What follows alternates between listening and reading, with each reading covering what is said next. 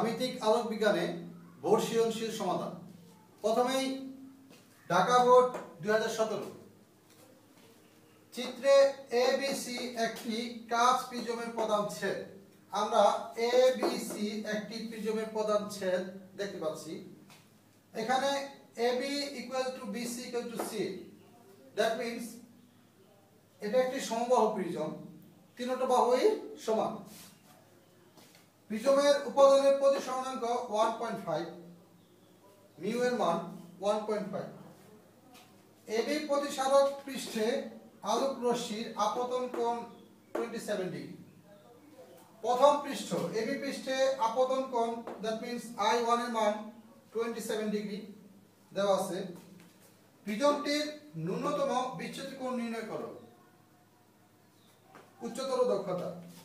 উদ্দীপকের আলোকে রশ্মিটি এসি পৃষ্ঠ দিয়ে নির্গত হবে কিনা যথাযথ গাণিতিক বিশ্লেষণ সহ মন্তব্য করো। আপতিত রশ্মিটি দ্বিতীয় পৃষ্ঠ এসি পৃষ্ঠ দিয়ে নির্গত হতে পারবে কি পারবে না সেটা যথাযথ গাণিতিক বিশ্লেষণ সহকারে বিশ্লেষণ করতে হবে। প্রিজমটির ন্যূনতম বিচ্যুতি কোণ নির্ণয়।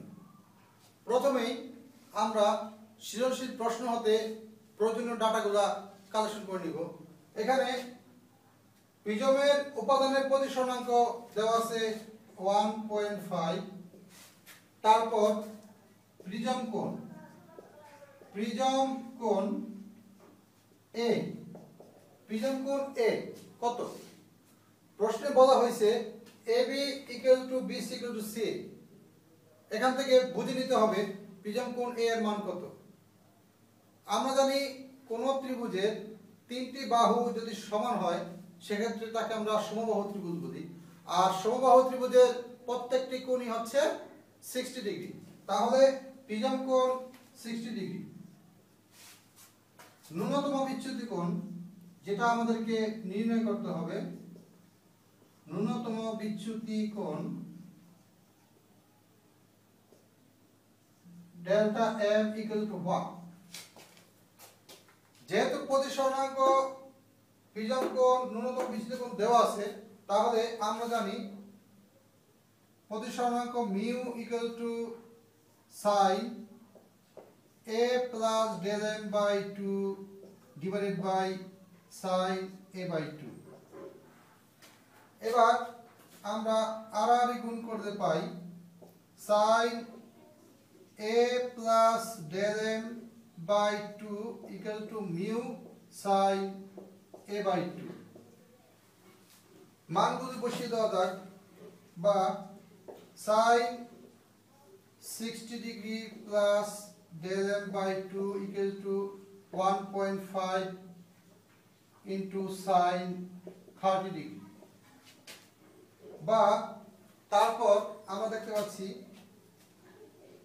Sign 60 degree plus del m by 2 equal to হচ্ছে গিয়া 0.75। বা 60 degree plus delta m by 2 equal to হচ্ছে সাইন ইনভার্স 0.75। বা 60 degree plus delta m equal to 2 sine inverse 0.75। Delta m equal to হবে 2 সাইন ইনভার্স 0.75 মাইনাস 60 ডিগ্রি। আমরা হিসাব করে পাই delta m equal to 37.2 degree. তাহলে ন্যূনতম বিচ্যুতি কোণ 37.2 ডিগ্রি। উচ্চতর দক্ষতা। আলোক রশ্মিটি এসি পৃষ্ঠ দিয়ে নির্গত হবে কিনা। এসি পৃষ্ঠ দিয়ে আলোক রশ্মিটি নির্গত হবে কি হবে না সেটা আমরা কোন সূত্র প্রয়োগ করে কার মান বের করে মন্তব্য করব। আমরা একটু দেখে আসি। আমরা প্রথমে দেখব সংকট কোণ বা ক্লান্তি কোণ। আমরা জানি আলোক রশ্মি গণমাধ্যম থেকে হালকা মাধ্যমে আপতিত হলে যদি সংকট কোণে আপতিত হয় তাহলে প্রতিসরিত রশ্মিটি বিমের তল ঘেঁষে যায়। যদি আপতন কোণটা সংকট কোণের চেয়ে বড় হয় তাহলে সেটি আর প্রতিসরিত না হয়ে প্রতিফলনের সূত্র অনুযায়ী প্রথম মাধ্যমিক পূর্ণ অভ্যন্তরীণ প্রতিফলন ঘটে। তাহলে দ্বিতীয় পৃষ্ঠে আপতন কোণ এসি পৃষ্ঠে আপতন কোণ R2 যদি এর ক্লান্তি কোণের চেয়ে বড় হয় তাহলে এসি পৃষ্ঠ দিয়ে আর নির্গত হতে পারবে না, সেটা পূর্ণ অভ্যন্তরীণ প্রতিফলন করবে।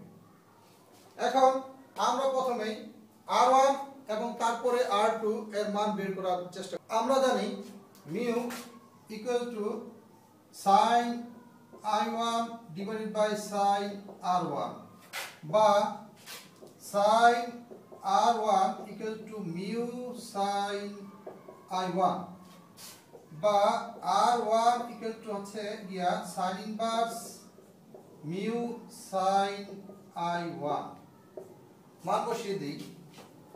sin ইনভার্স 1.5 sin I1 এর মান 27 ডিগ্রি, তাহলে R1 ইকুয়াল টু হিসাব করে পাওয়া গেল 17.62 ডিগ্রি। আমরা R1 এর মান বের করে ফেললাম। এবার দ্বিতীয় পৃষ্ঠে আপতন কোণ R2 এর মান বের করার পালা। আমরা জানি প্রিজম কোণ A equal to R1 plus R2 বা R1 plus R2 equal to A বা R2 equal to A minus R1। তাহলে আমরা পাই 60 মাইনাস R1 হচ্ছে 17.62, আমরা পেয়ে যাই 42.38 ডিগ্রি R2 এর মান। আমরা এসি পৃষ্ঠে আপতন কোণের মান R2, এসি পৃষ্ঠে আপতন কোণ R2 ইকুয়াল টু 42.38 ডিগ্রি। এখন এসি পৃষ্ঠের আপতন কোণের মান যদি ক্লান্তি কোণের চেয়ে বড় হয় তাহলে রশ্মিটি এসি পৃষ্ঠকে দিয়ে প্রতিসরিত হতে পারবে না। R2 এর মান যদি ক্লান্তি কোণের চেয়ে বড় হয় তাহলে এই পৃষ্ঠ দিয়ে আলোক রশ্মিটি প্রতিসরিত হতে পারবে না। আমরা এসি পৃষ্ঠে ক্লান্তি কোণ যদি থিটা সি হয়, আমরা জানি ক্লান্তি কোণ হচ্ছে প্রতিসরণাঙ্কের বিপরীত রাশি, অর্থাৎ sin theta C equal to 1 by mu বা থিটা সি ইকুয়াল টু হচ্ছে গিয়া sin ইনভার্স 1 বাই মিউ বা sin inverse 1 by 1.5, that means 41.81 degree. তাহলে আমরা ক্লান্তি কোণের মান পেয়ে গেলাম 41.81 ডিগ্রি, কিন্তু দ্বিতীয় পৃষ্ঠে এসি পৃষ্ঠে আপতন কোণের মান হচ্ছে 42.38 ডিগ্রি। যেহেতু দ্বিতীয় পৃষ্ঠে আপতন কোণ R2 greater than theta C, ক্লান্তি কোণের চেয়ে বড়, সেহেতু আলোক রশ্মিটি এসি পৃষ্ঠ দিয়ে নির্গত হতে পারবে না, বরং পূর্ণ অভ্যন্তরীণ প্রতিফলন ঘটবে। আশা করি ভিডিওটি সবারই ভালো লাগছে। ভিডিওটি ভালো লেগে থাকলে চ্যানেলটি সাবস্ক্রাইব ও শেয়ার করার